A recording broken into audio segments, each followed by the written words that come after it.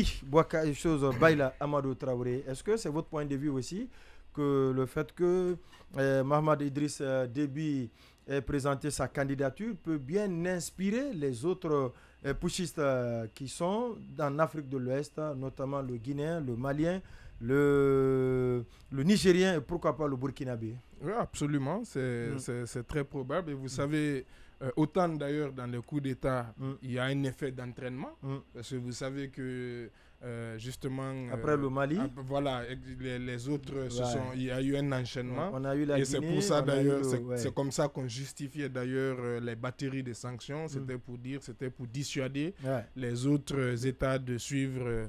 Donc autant, le même rythme. Voilà, donc autant les coups d'État peuvent engendrer d'autres coups d'État, autant effectivement des parodies d'élections, puisque c'est de ça qu'il s'agit, pourraient engendrer d'autres parodies d'élections. Parce que les choses soient claires, hein, et bien entendu, le président tchadien sera élu et on l'appellera, on l'affublera de ce fameux titre, vraiment inventé de président démocratiquement élu, qui est d'ailleurs une sorte de je sais pas, de répétition, parce que de redondance. Donc et c'est aussi, ça illustre, il faut rappeler que c'est vrai, on en parle aujourd'hui puisque c'est des militaires, mais le problème se pose exactement aussi pour les civils. Pour les civils aussi qui organisent ce genre de parodie d'élection et qui après, qu'on adoube et qu'on oublie dans quelles conditions ils sont élus, ils deviennent des présidents démocrates.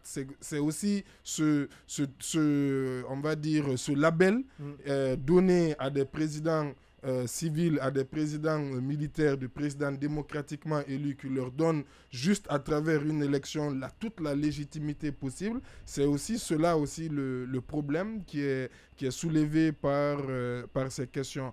Et un président déjà en exercice, imaginez-vous même un président civil qui a tous les moyens de l'État à sa disposition pour justement organiser une fraude électorale massive. Alors imaginez... racheter des consciences. Voilà, alors imaginez des militaires qui ont à la fois donc, ces moyens de l'État et qui en plus ont les armes pour pouvoir pratiquement tuer dans l'œuf toute contestation et toute velléité de contestation. Donc c'est vrai que il y a de quoi inquiéter, même si on ne peut pas juste espérer que, comme Monument quelque part l'a suggéré, on ne peut pas juste espérer que ces autorités tiennent leur parole. C'est aussi aux citoyens de s'organiser de telle sorte que les autorités comprennent que ça ne sera pas justement un tapis rouge qui sera déroulé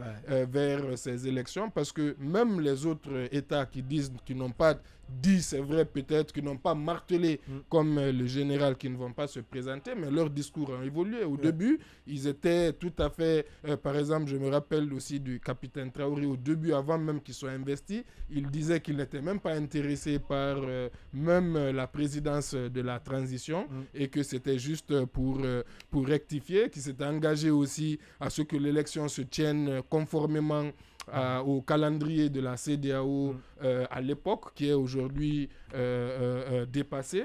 Donc, même au Mali aussi, il y a eu ce débat à un moment donné. Je pense que même s'il n'y a pas eu d'engagement peut-être, comme je le dis, répété, mais à un moment donné, on a dit que rien n'empêchait, la nouvelle constitution n'empêchait pas le colonel Goïta de se présenter. Donc cela sous-entendait que quelque part, au début, avant cette nouvelle constitution, la question de sa candidature, voilà, exactement, ne se posait pas naturellement, sa non-candidature.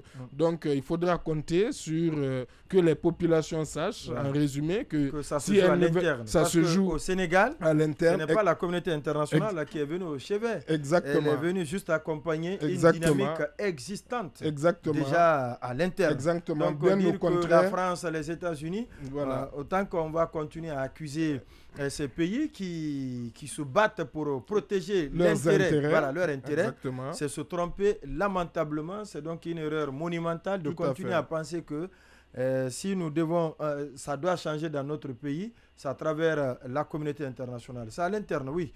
Ça, c'est l'intention des opposants, des acteurs politiques guinéens. Sociopolitiques. Chaque fois qu'ils parlent de la communauté internationale, la communauté internationale. Donc, comme si c'est la communauté internationale qui gère le pays. Absolument pas. Le budget est utilisé par la communauté internationale. Ce sont ils veulent que quelqu'un d'autre mène leur combat à leur place. Absolument. C'est quand même c'est de l'utopie. Ils n'ont qu'à continuer à pleurer leur sort. Ça, c'est tant pis pour eux. La communauté internationale. D'ailleurs, tout ce qui se fait. Mais c'est tant pis pour nous tous, hein, parce que c'est ça aussi, c'est un problème aussi qui nous concerne tous. Oui. Parce que si ces militaires, si ces militaires gardent le pouvoir, ça sera au détriment.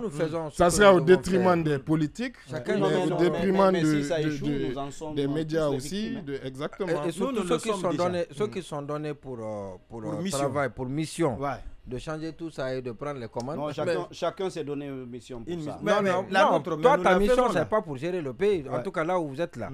Voilà, c'est pour critiquer. Si vous nous cachez cette c'est pour critiquer, amener à ce que ça change. Ça change, oui. Mais pas amener ça, pas faire partir les gens pour que... Parce qu'il y a beaucoup... Les bruits... Sauf qu'il y a beaucoup de journalistes aussi, justement, qui pensent à la communauté, qui font des comptes, qui disent aussi dans leurs articles ou aux médias que la communauté internationale, qui brandissent les rapports. Donc, c'est aussi quelque chose qui est adressé aussi, quelque part, à nous, médias aussi. Mais moi, je n'interpelle même pas que les médias, j'interpelle plutôt RSF, la bataille citoyenne. La bataille citoyenne, j'interpelle plutôt la bataille, pas les journalistes. Les Guinéens sont déçus de leurs leaders. De leurs acteurs, de leur élite, les leur élite en général. Prenez de 2007, nous on s'est mis la fois passée, on a rechassé tous les faits. De 2007 jusqu'à maintenant là, les citoyens se sont battus, contrairement à ce que les gens disent que nous sommes un pays, nous sommes une population zombie, nous sommes une population résiliente, mais il faut toujours des gens au sommet qui peuvent orienter, qui peuvent inspirer. Ça se débat en 2007, les gens se sont levés. Ici, on a tous vu. Maintenant, après, malheureusement, ceux qui ont été choisis, ceux qui étaient devant ont déçu. Les acteurs de la société civile avec lesquels on a fait le combat, leur préoccupation c'était comment prendre les postes. Maintenant, quand ça s'est passé une fois, ça s'est passé 2 fois. Mais dites-moi, comment est-ce que les gens peuvent avoir le courage de sortir pour se battre pour qui? Parce que quand ils sont champions en dénonciation, regardez les opposants qui sont des gens qui sont dans le système aujourd'hui. Quand ils étaient de l'autre côté, ils se sont battus avec des gens. Maintenant, ils sont allés de l'autre côté. Mais c'est pour ces gens-là que vous allez vous battre. La population est devenue maintenant très avisée à plusieurs reprises. Très avisée. Et eu égard comment on appelle ce qu'elle a subi par le passé. Donc c'est un peu ça. Il faut que l'élite change son comportement, sa façon de faire. On va aller avec l'invité. Je suis d'accord. Je suis d'accord. Toute l'élite, je suis d'accord. Voilà. Je suis plutôt d'accord avec lui. Par exemple, pour ces, notamment les 3 autres pays dont on parle, il faudrait peut-être aussi que, comme il l'a dit, des gens émergent sur lesquels ils soient capables d'incarner les aspirations des citoyens. Parce que, encore une fois, pour le moment, au Mali, au Burkina et au Niger notamment, c'est difficile de trouver même un potentiel aspirant à succéder aux autorités actuelles de la transition. Il n'y a pas une tête qui émerge. Et je voudrais dire une dernière chose sur le Tchad. Le cas tchadien est d'autant plus révoltant avec le soutien implicite de la communauté internationale que le pouvoir dont le pouvoir a bénéficié, que c'est une dynastie pratiquement qui gère le Tchad. Le défunt président Déby y a régné pendant 30 ans. Et c'est son enfant qui s'est embarqué là. On ne sait pas pour combien de temps. Au-delà de la dimension peut-être tripatouillage électoral, violation des principes de la gouvernance, c'est ça qui révolte. C'est-à-dire, même si c'est des citoyens venant d'une même région qui gouvernent pendant autant de temps, ça a de quoi révolter. Mais quand on dit au-delà de ça, c'est le pire, le père et le fils, qui sont partis pour au minimum 10 ans, 40 ans à la tête d'un seul pays. Voilà, c'est à se demander pourquoi la communauté internationale joue à ça. Comme le Togo aussi, on aurait pu d'ailleurs en parler. Le fils... depuis l'indépendance pratiquement. Yadema qui vient de lui aussi faire un tripatouillage électoral, un tripatouillage constitutionnel qui lui garantit une présidence à vie sous couvert d'un changement d'un régime présidentiel à un régime parlementaire. Ouais.